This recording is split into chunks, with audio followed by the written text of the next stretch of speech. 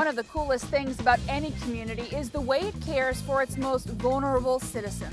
I'm Jackie Ferris. Today on the 302, we are at Christiana Care's Center for Special Health Care Needs. Get ready for all the feels. The 302 is up next.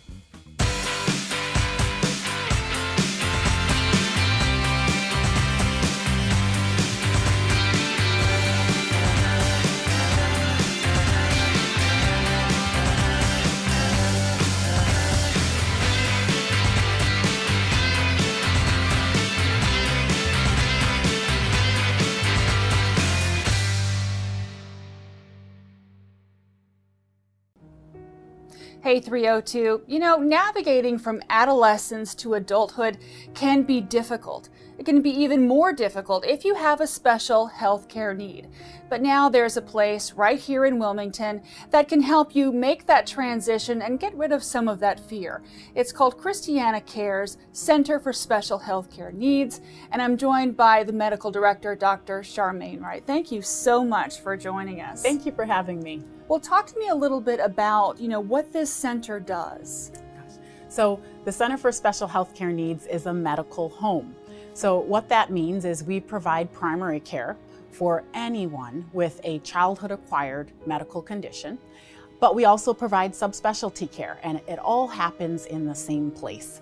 And I think one of the most important things I like to tell folks about the center is when you are growing up with a complex chronic medical condition, you certainly need a doctor, but you also need a team to help take care of all of the different things that might affect you after leaving the doctor's office. That means things like physical therapy. That means things like how you'll achieve and work at a job. That means achieving training or going to school. We help arrange a lot of those things by giving you both a social worker and a clinical case manager, as well as a doctor. And it's been fabulous to work with my team and take care of patients and their families. Now, I know that there are a certain number of specialties. Can you talk a little bit about the specialties that you take care of? Absolutely. We have 8 subspecialty programs. Now, some of these are our signature programs, meaning we've had them in operation for several years, and they work very closely with Nemours Children's Hospital. What happens is as kids age with cystic fibrosis, for example, or with hemophilia, then they need an adult team to take care of them. So traditionally, we've been that adult team for cystic fibrosis and hemophilia. In fact, we are now a hemophilia treatment center, which is the first combined program in the region, which means Nemours takes care of the pediatric patients with hemophilia, and Christiana, our Center for Special Health Care Needs, takes care of the adult patients, and together we're a treatment center. Other programs that are our signature programs are our Down syndrome program. Our other subspecialty programs that are newer are sickle cell, women's health, urology, cerebral palsy. And we also provide primary care at the Mary Campbell Center. So all of those programs together operate under one umbrella, and no matter which program you're a part of, you get a doctor, social worker, and clinical case manager as part of your team.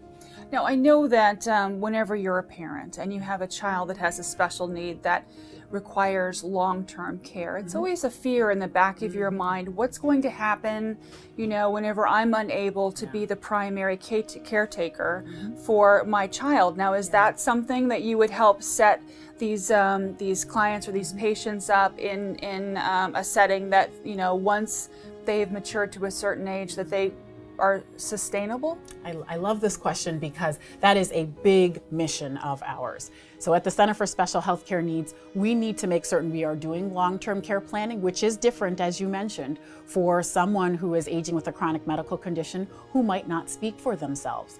We have plenty of families who come into the office and the parent and primary caregiver is 80, 90 years old. That's because folks with chronic medical conditions live so much longer. We have so many wonderful interventions that keep folks living longer and healthier, but their parent is also aging at the same time. So what happens when the parent is not there? So there are many options, and our social workers and our clinical case manager are really great at talking through those options. Some of them might be, who speaks for this patient? So is it that this patient needs a guardian or some sort of person who helps with decision making? Next might be, Who's the medical team around them? Do we need to make certain we have a home health aide, a nurse in the home? Sometimes it might be setting up the actual home. Where will the house be? Sometimes it might be utilizing residential care facilities like Mary Campbell. All of those options, we want to provide families with that choice. We want to have these tough conversations, and you can see the relief in parents' faces when they realize we have that expertise to set things up for long term. Mm-hmm. Now, in terms of, I know that family members, they like to be involved, and in reading some of the literature, I know that you have certain pieces where you work with the families in being able to assist and help take care of their loved one while they're, can you talk to me about that? Absolutely. So we provide clinical care first and foremost, but we actually also do a bunch of advocacy and research. So on that question about long-term care planning and who's involved, through our research, we've actually found siblings are often not spoken to in terms of what are their preferences in caring for their loved one with special health care needs. So based on our research, we know siblings want to be involved. We know parents want to be involved. We know oftentimes you don't know who's going to be a part of the team until you ask. And so we prompt parents and we prompt families in having those discussions about long-term care. This seems like it's probably a unique concept, especially for this kind of care. This is the first time I've actually heard of something that's so comprehensive that soup to nuts, the whole thing. Absolutely. So I love the word comprehensive. I love holistic, whatever term you want to place on it. You get your prescriptions and your procedures and you have a doctor as part of your team, but there are many families who they are the case managers for their loved one, and we want to make that easier. We want to have those conversations for you. We want to guide you in the conversations that have to take place so that your loved one lives a long and healthy life. Once they're our patient, they're ours for life. That's a very important conversation to have, and I'm sure that the people that are here are thankful to be here, and thank you for talking to us about this very valuable service to the community. Thanks for the opportunity. Alrighty, we'll be right back.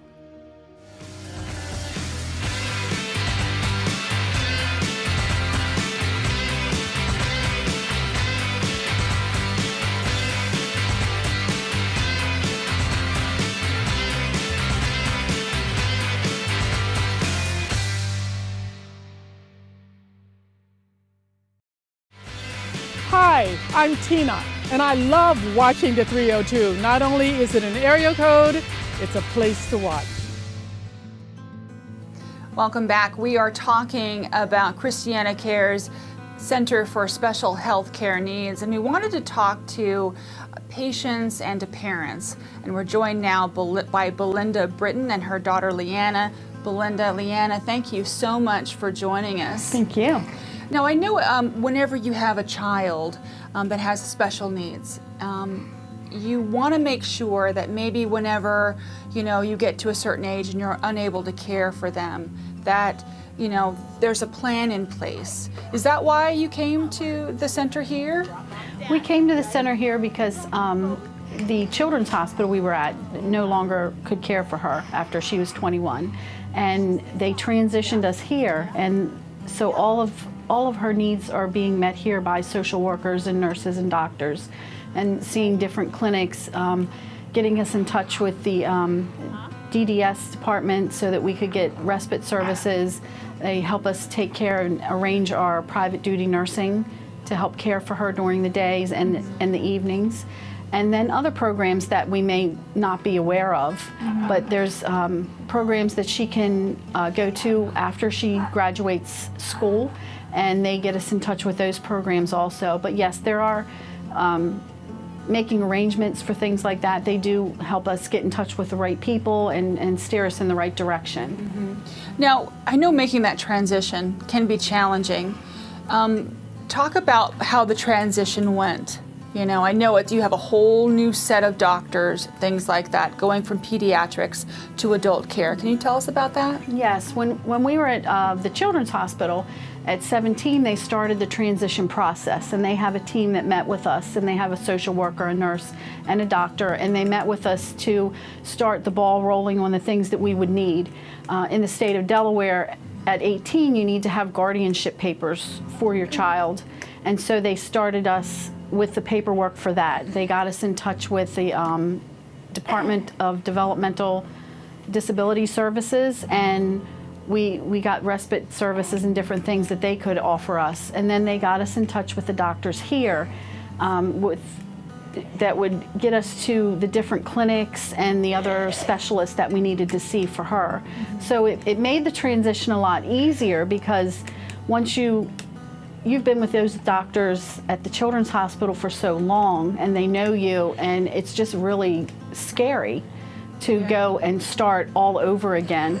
And with her, she was starting some new health issues. So as we're transitioning out with the doctors that we've known for so long, she's starting new health issues. So it was really scary, because we didn't know how we were going to get the right medicine and the right, the things that she needed set up for her as she's getting worse. And a lot of adults, as their health declines, and then it's that period when you have to transition away from the doctors that already know you. So it's a bit intimidating, but they helped us get to the right specialists, and they had recommendations for people that could work with or were familiar with, and especially with her size, the pediatric part of it, because we still have to be aware of, medicine dosing and just different things because of her size. Can you tell us a little bit about Leanna? Leanna is 24 years old. And she has a condition called holoprosencephaly, and it's basically a brain malformation. And it just affects different areas, because the brain controls everything. It affects different things. She has a feeding tube. She also has hydrocephalus, which is fluid on the brain. So she has a shunt that drains that. She has cerebral palsy, and she's had multiple surgeries for different things orthopedically. She had a bone infection. She's nonverbal. She's incontinent. She also has to have, she's just 24-hour care. Yeah. She can't transfer herself. She doesn't dress herself, so she's 24-hour care.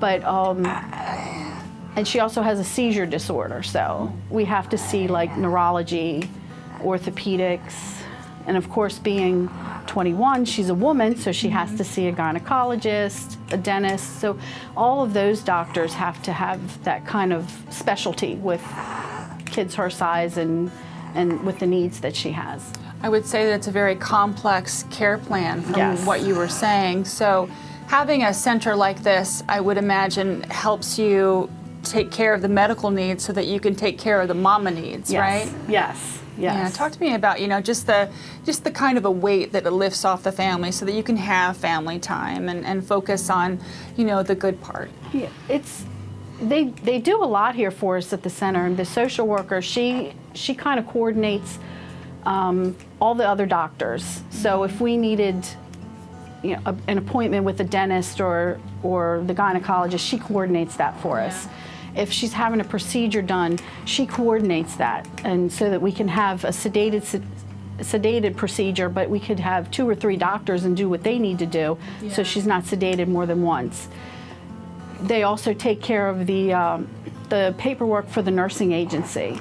They do all those things that I don't have to run around chasing. Yeah. They do the refills for the medicine. They do pre-authorizations for the insurance company. They deal with them.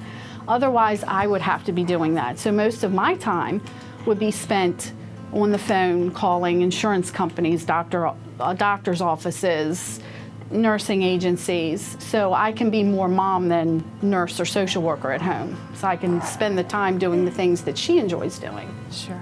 Well, thank you so much for joining us and sharing your story. And Leanna, it was nice meeting you as well. We'll be right back.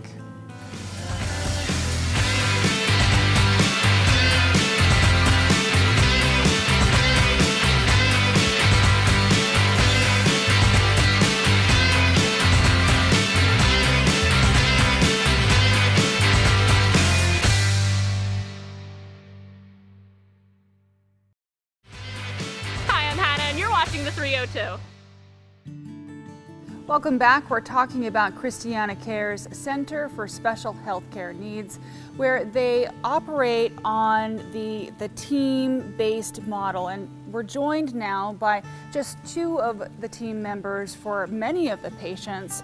We have Lauren Gillespie, who is a social worker, and Stacy Donaldson, who is an RN. Thank you, ladies, so much for joining us. Now, tell me, what exactly is the team-based model? So it is what it sounds like. All of our patients have a team of a physician, a clinical care manager, and a social worker. So every patient has their own special team that knows them well and can help them basically live their best life. Okay. Now, as far as, let's say, patient X, right?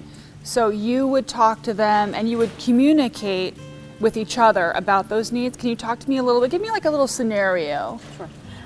So absolutely. So maybe, so what's special also about our Center for Special Healthcare Needs is that we communicate with patients between appointments as well. So they'll come in for appointments and then maybe a week later they'll have a question and call one of us with their question. So say somebody comes into the office and I'm talking to them about, their social determinants of health, that, do they have enough food in their house? Do they have adequate housing? And then in the course of the conversation, they mentioned that their pain is out of control, that they're having trouble getting certain medications. That's where I could say, well, let me talk to your case manager, your clinical case manager, and have her pop in and see if there's anything we can do to help in that regard too. So then I would transition out of the room, get my partner, and she would go in and talk to the patient. Or if we're on the phone, I can transfer the call directly to her. She sits right by me. Sure. So we're taking care of the whole patient with not just their physical needs, but also their needs for, housing and things that matter to every person. Okay. Now, Stacy, let's talk a little bit about your role in this. I know that there are a lot of components and a lot of requirements, and making that transition from adolescence to adulthood is stressful enough.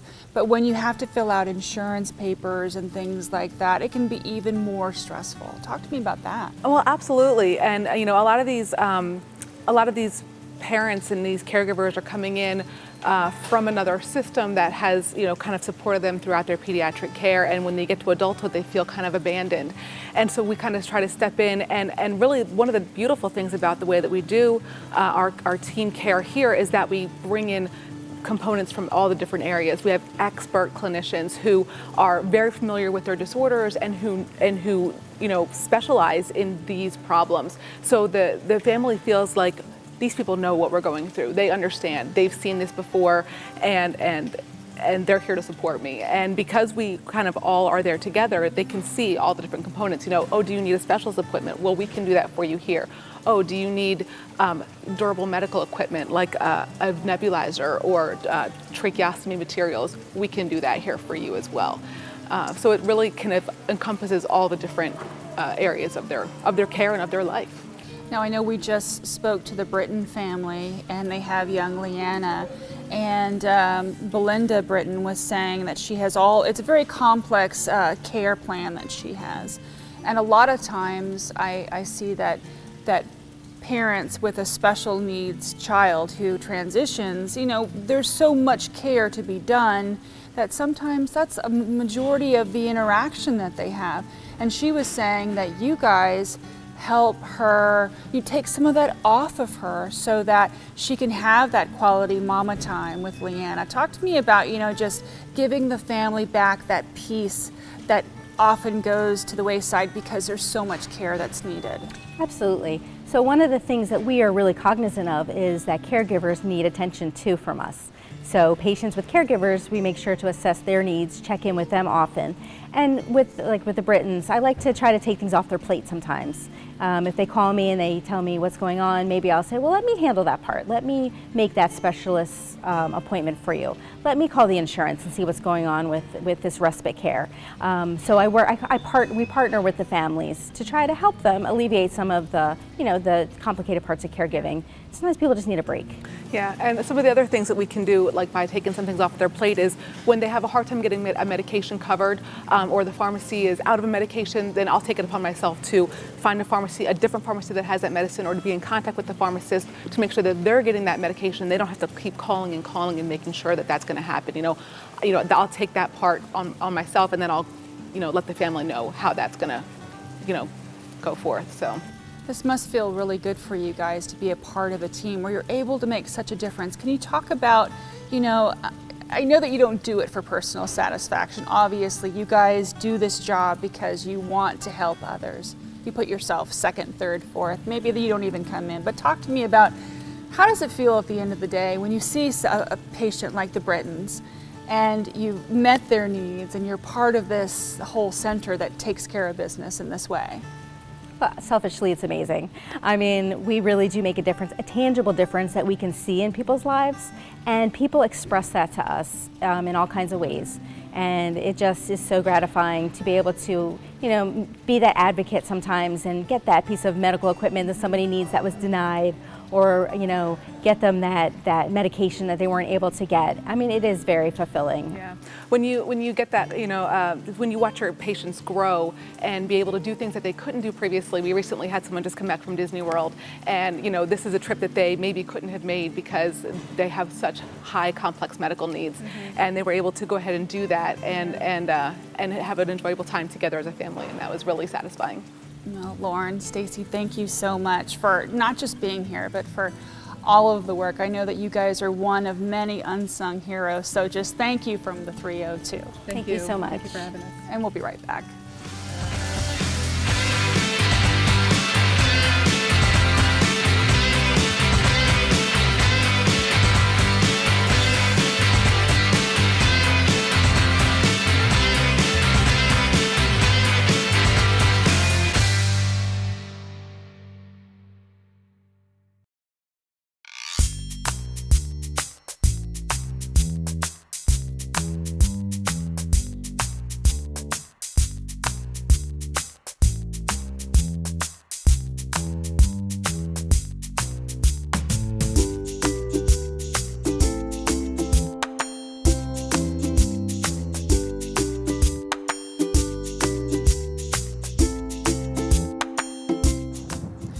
Information on Christiana Care, Center for Special Health Care Needs, you can visit christianacare.org.